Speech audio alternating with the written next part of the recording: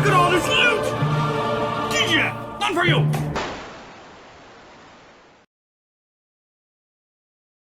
Welcome back, I'm Captain Xavier, and I'm still a shameless fan of getting free stuff. And the good folks at Thrunite continue to send me free flashlights, and so I shall continue to review flashlights from Thrunite. What we have here today is the Thrunite Catapult Mini V2. Now, if any of you have actually been watching all of these videos, you will know that I previously reviewed the Catapult Mini, so we will be taking a look at the differences between them. There are some that you might be able to notice just by looking at them. We'll take a look first at just the cosmetics. The V2 appears to be a little bit longer, as you can see there. Slightly different greebling, different, texture on the grip and stuff like that. The lanyard hook is on the opposite side from the button as it is on this one.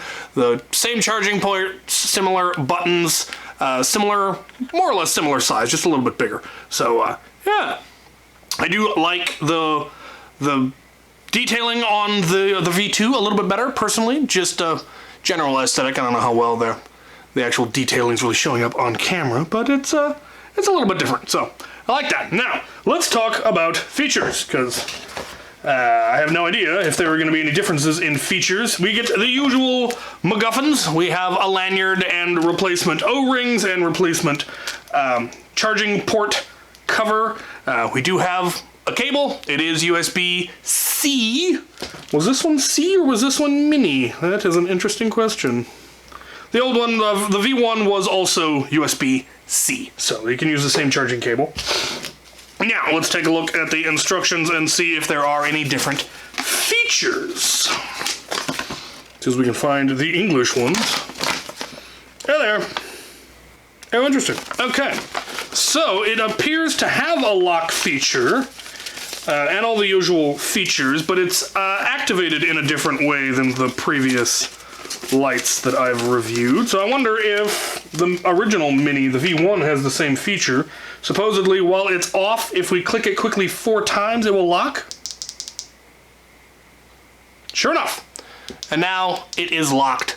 The button does nothing. Same should be true for this one, so it blinks 3 times, and now it is locked. So they have the same lockout feature. Quadruple tap again to turn it back on. Other than that, I believe it has all the same features. So it's got a high mode, low, medium, high, low, medium, high, and turbo, which is the brightest feature. When you turn it off, it goes back to whichever of these standard modes you had it on. So it's going to go back to high. If I turn it to low and then turn it off, it will come back on to low. It never defaults to turbo. Triple tap does strobe, so strobe warning. It will have a strobe feature. But again, it doesn't default to strobe ever. So, yeah. There is, and of course, if you hold the power button on, you get the Firefly mode, which is a super, super light mode for, if you want to be able to read in the dark but not give away your position, you've got Firefly mode. And, yeah. Boop, boop. Pretty nifty. Let's take them both into the field and see how much of a difference they have beam-wise. Oh, this one's still locked. Ha-ha. To the field! Right, I'm in the dark with the frogs in the field. So here is the V1, the original one. And you can see it's got a fairly tight beam. It doesn't have a huge area that gets lit up. It's more just a kind of a spotlight almost, which is kind of neat. This is the high setting. If we go to the low setting, it barely lights up. Then medium, then high, then turbo!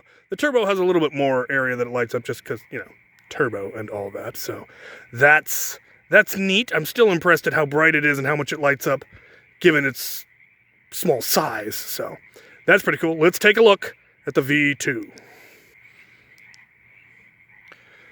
So again, like I did a previous one where I had 2 different versions. This one has a much wider beam. It lights up a much larger area. The beam is not as concentrated. It's not so much a spotlight. It's more of a floodlight. And again, we can look at low, medium, high, Turbo! Turbo ain't no joke on this one. They mean it. That's a lot of power from a tiny little flashlight. So that is pretty snazzy. And you can see it is very damp. There's just moisture in the air. You can see it in the beam. Anyway, yeah! Very impressive for so small a flashlight, if you ask me. All right. Final thoughts. Right, well, final thoughts. In my opinion, the V2 is an improvement over the original version, the V1 here. It does have a larger dispersal, and like I said, I like the ergonomics or the aesthetics a little bit better. All the same features as far as what the buttons do and the various modes that it has, so if you already had one, you're not going to have to relearn all of the functionality on your new one. Now, if you do want something that has a tighter beam, more of a spotlight, and you can still get your hands on the V1, that one does have a much more concentrated beam. This one does have a beam, but it's more diffused. So again, whatever you're looking for. I think for general purpose, having the wider beam is definitely more utilitarian as far as, being able to see in the dark, which I feel is kind of the point. I really like the lanyards. I've mentioned this a few times before. Most of them come with lanyards, and it has a tightening ring so that it definitely is not going to fall off.